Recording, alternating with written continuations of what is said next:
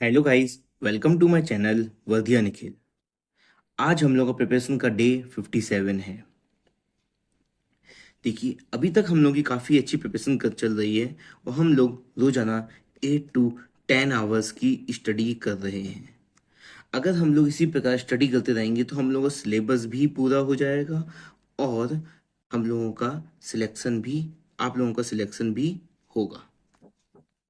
और जो मैंने डे 1 से लेकर डे 57 तक जो भी जितना भी दिया है, अगर आप इतना कंप्लीट कर रहे हैं पूरा, ठीक है, अगर उसका आप 80% भी कर रहे हैं तो आपको 100% ये जॉब मिल के रहेगी। आज डे 57 में हम लोगों को मैथ्स में परसेंटेज चैप्टर को ही कंटिन्यू करना है। जो भी टीचर आप फॉलो कर रहे हैं, मैंने आपको बताया था कि यूट्यूब से किसी भी टीचर को फॉलो कर सकते हैं आप। साहिल सर हैं, ठीक है, मैं टीचर लिख देता हूँ ताकि जिनको नहीं मालूम है टीचर्स, तो वो इन सब टीचर्स को फॉलो कर सकते हैं। ठीक है, साहिल सर हो गए आपके, गगन सर हैं, ठीक है, आदित्य सर हैं, जैसे और भी टीचर्स हैं, आप किसी भी टीचर्स को फॉलो कर सकते हैं। वैसे देखिए, आप मेरे हिसाब से जो बेस्ट टीचर हैं वो साहिल सर और गगन सर को मतलब फॉलो कर सकते हैं। आपका अच्छे से कवर हो जाएगा। साहिल सर तो स्पेशली ही पढ़ा देते हैं रेलवे के लिए, उनके बहुत सारे वीडियोस पढ़े हैं जो रेलवे के लिए ही पढ़े हुए हैं। तो आप इनकी वीडियोस देखिए और गगन सर का देखिए, आपके इजिली कवर हो जाएगा आपका। मैथ्स में देखिए, आप इसको यूट्यूब से पढ़ेंगे और फिर जब आपको कंप्लीट हो जाएगा यूट्यूब, ठीक है, यूट्यूब से जितनी वीडियोस हैं ये सब कंप्लीट हो जाएंगे, उसके बाद हम लोग PYQs लगाएंगे। PYQs कहाँ से लगाएंगे? रेलवे के PY, रेलवे से लगाएंगे हम लोग। अब जो भी बुक है आपके पास, ठीक है, तो पहले आप लेकिन यूट्यूब से जो भी है उसको अपने नोट्स बनाइए, साथ में नोट्स भी बनाते चलिए आप उसके, ठीक है, ताकि जब अगली बार पढ़ेंगे तो आपको डायरेक्ट सीधे इन्हीं नोट्स से ही पढ़ना रहेगा। यहाँ वहाँ पढ़ने जो तो वापस आपको वीडियो नहीं देखने हैं। आज आपने एक बार वीडियो देख लिया, फिर वापस आपको सेकंड टाइम कभी भी वीडियो नहीं देखना है, सिर्फ अपने नोट्स से ही देखने हैं। और हिस्ट्री में हम लोग पढ़ेंगे विजयनगर और जो इसमें अदर किंगडम्स हैं और रिलीजियस मूवमेंट्स, ठीक है। इसको आप कहाँ से पढ़ेंगे? आप ल्यूसेंट से पढ़ेंगे इसको, ठीक है। आप ल्यूसेंट में आप देख लीजिएगा किस पेज नंबर पे दिया हुआ है, ये दोनों टॉपिक्स मिल जाएंगे आपको, विजयनगर और रिलीजियस मूवमेंट्स। ये काफ़ी इंपॉर्टेंट है। इसमें जैसे है आपको विजयनगर एम्पायर है, वो उसके बारे में पढ़ना रहेगा आपको। और हमारी संगम डायनेस्टी, ये काफ़ी इंपॉर्टेंट है। संगम, जो हमारी संगम डायनेस्टी थी, थोड़ा पेन नहीं चल रहा है, डायनेस्टी, ये काफ़ी इंपॉर्टेंट है। इसको आप अच्छे से पढ़िएगा। सब कुछ नहीं पढ़ना है उसमें, जैसे आपको पढ़ना रहेगा कौन फाउंडर है इसका, ठीक है।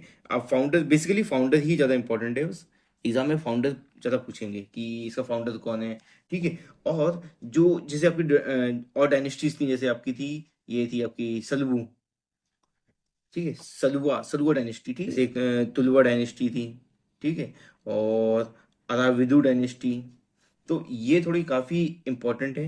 इसके बस आपको क्या करना है याद, कि पीरियड क्या था और फाउंडर कौन है, बस आपको इससे ज़्यादा नहीं पढ़ना है, ठीक है। कृष्ण देव राय, तो इनका क्या पीरियड है, इनका फाउंडर कौन है, इन सब चीज़ों का, उन्होंने कौन सी टेम्पल बिल्ड की, जो भी टेम्पल्स बिल्ड की या और भी किया, कुछ स्पेशल काम किया है, वो सब चीज़ें आपको देखनी रहेंगी। ये मतलब काफ़ी इंपॉर्टेंट है। और आपका लास्ट टॉपिक है इसमें, बहामनी किंगडम,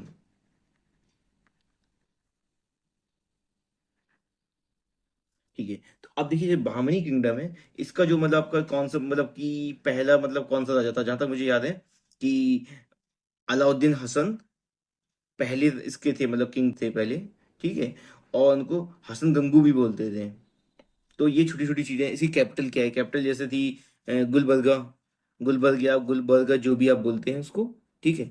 तो इसकी वो कैपिटल थी। बस आपको देखो, मतलब प्रोनाउंसिएशन से मतलब नहीं है आपके, आप क्या बोल रहे हैं उसको, मेन है आपको चीजें में याद होना चाहिए, आपको याद चीजें रहनी चाहिए, उसको वहां पर टिक मारना है। आपका ABCD इनमें से एक सही होगा, आप टिक मार देंगे बस, वहां पे आपका इंटरव्यू नहीं होना है। फिर उसके बाद है अगला टॉपिक है रिलीजियस मूवमेंट्स।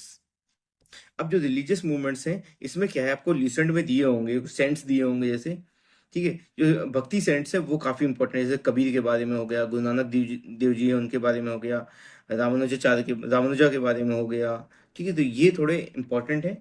और भी जो भी दिए हुए हैं उसमें, वो सभी चीज़ें दिख रही हैं, जैसे दादू दयाल के बारे में दिया होगा, ये भी बहुत इंपॉर्टेंट है। जितने भी दिए हुए हैं लिसेंट में, वो सभी के सभी इंपॉर्टेंट है, कोई सा भी एग्जाम में पूछ सकते हैं, ठीक है। जितने भी भक्ति सेंट्स हैं वो हमारे सभी इंपॉर्टेंट है। जैसे सूफी सेंट्स भी दिए होंगे आपको, तो वो सब चीजें हम लोगों को पढ़नी है आज। तो बस हिस्ट्री में हम लोग इतना ही पढ़ेंगे, और फिर कल पढ़ेंगे हम लोग मुगल पीरियड के बारे में। ठीक है, तो आज के लिए बस हिस्ट्री में इतना ही। अब हम आते हैं इकोनॉमिक्स में। इकोनॉमिक्स में आज आपको पढ़ना है सबसे पहले टैक्स सिस्टम। अब देखिए टैक्स सिस्टम, जो टैक्स सिस्टम हमारा है, इसमें जो आपके लिए सबसे इंपॉर्टेंट है वो इसमें आप रहेगा, जैसे डायरेक्ट टैक्स होते हैं, ठीक है, और कुछ होते हैं आपके इनडायरेक्ट टैक्स। तो ये सबसे इंपॉर्टेंट टॉपिक है आज का। इसमें जो टैक्स सिस्टम है, इसमें आपको पता होना चाहिए कि कौन कौन सी चीजें जो डायरेक्ट टैक्स में आती हैं और कौन कौन सी चीजें इनडायरेक्ट में आती हैं। जैसे आपका डायरेक्ट टैक्स में आते हैं, आपका हो गया इनकम टैक्स, प्रॉपर्टी टैक्स, ये जैसे आपके आते हैं डायरेक्ट टैक्स। इनकम टैक्स, और आपका जो इनडायरेक्ट टैक्स क्या है, जैसे कस्टम ड्यूटी हो गया, सेल्स टैक्स हो गया, ये सब है आपकी चीजें इनडायरेक्ट टैक्सेस। तो ये जो टॉपिक है, ये सबसे इंपॉर्टेंट टॉपिक मैं बोलूंगा इसको। ठीक है, आपको ल्यूसेंट जो भी दिया हुआ है ये सब कुछ पढ़ना है, लेकिन ये सबसे इंपॉर्टेंट टॉपिक है जो मैंने बता दिया है। और उसके बाद हम लोग देखेंगे ग्लोसरी। जो हमारी ल्यूसेंट की ग्लोसरी दी हुई है, पेज नंबर 244 से लेकर 255 में दी हुई है।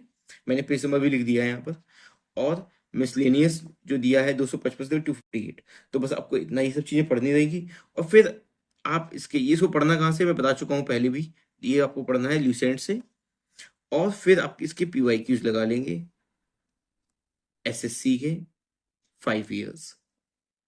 ठीक है, और आपके जो भी पीवाईक्यू से भी कंप्लीट नहीं हुए हैं तो उनको भी आप कंप्लीट कीजिए।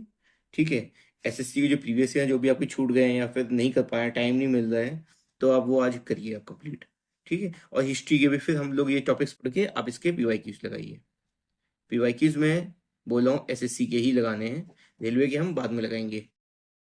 और हाँ, आज आपका इकोनॉमिक्स जो है वो पूरा कंप्लीट हो चुका है, जितना भी आपको पढ़ना था।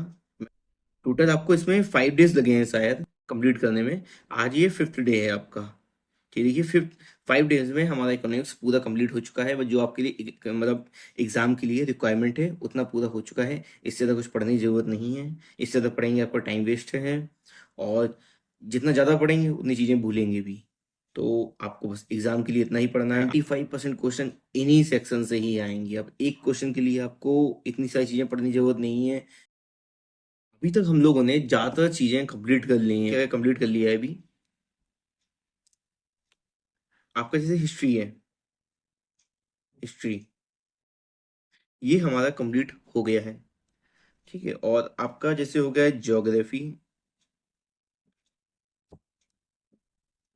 ये भी कंप्लीट हो गया है। पॉलिटी भी हो गया है, और आपका इकोनॉमी भी कंप्लीट हो गया है आज। फिजिक्स और केमिस्ट्री और मैथ, पीसीएम, फिजिक्स, केमिस्ट्री और बायोलॉजी, ये भी आपका कंप्लीट हो गया है। स्टैटिक जीके, स्टैटिक जीके भी हो गया है। ठीक है, अब आपका देखिए बाकी क्या रह गया है। जैसे हमारा बाकी रह गया है, हिस्ट्री चल रहा है अभी, इसमें अभी आपको 7 डेज लगेंगे, और इसमें लगेगा 7 डेज। ठीक है, और आपका रेलवेज, रेलवे एक सब्जेक्ट है, इसको भी हम लोग ज़्यादा नहीं पढ़ना रहेगा इसमें। इसमें आपको 3 दिन में ख़त्म हो जाएगा आपका रेलवेज। ठीक है, 3 डेज में रेलवे हो जाएगा बिल्कुल।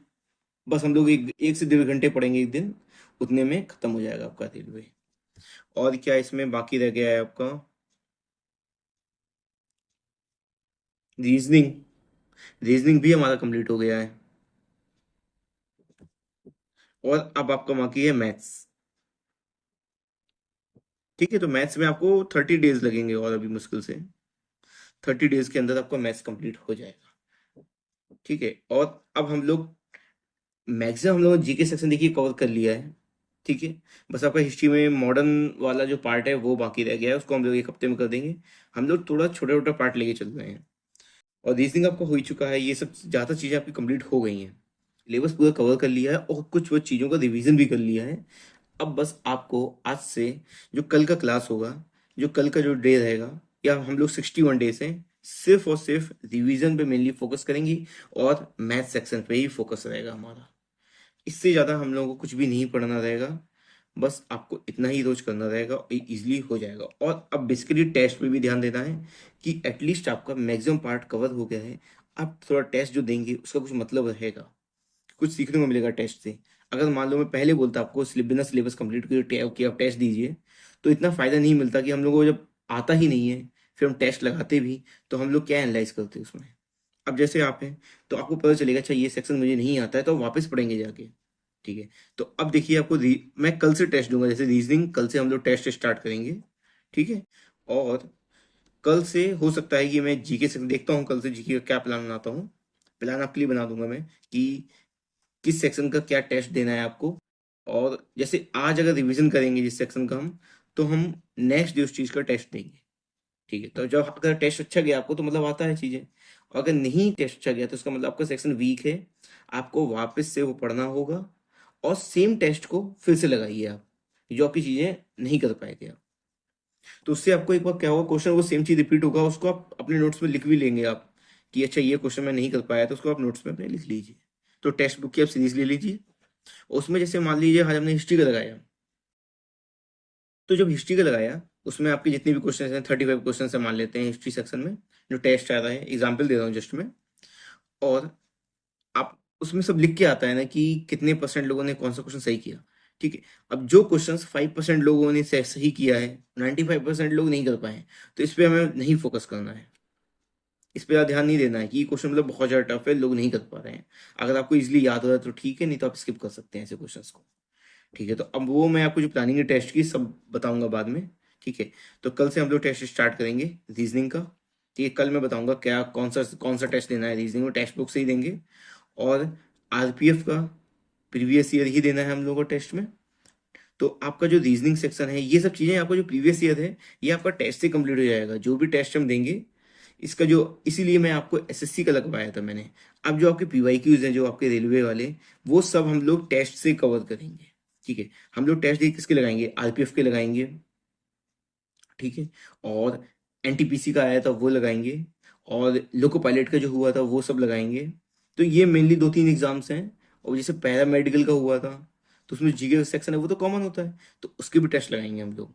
तो ये मतलब ठीक ठाक क्वेश्चंस आते हैं इनमें। अब जो ग्रुप डी है उसमें काफ़ी इजी क्वेश्चंस हो जाते हैं, मतलब हमारे हमारे एग्जाम के लिए इतना बेनिफिशियल नहीं रहेगा। पर हाँ, अगर हमारे पास टाइम होगा तो हम उनको क्वेश्चंस को भी लगाएंगे, उनको छोड़ेंगे नहीं। ठीक है, तो ओके, तो आज आपको सिर्फ इतना ही कंप्लीट करना है। Thank you.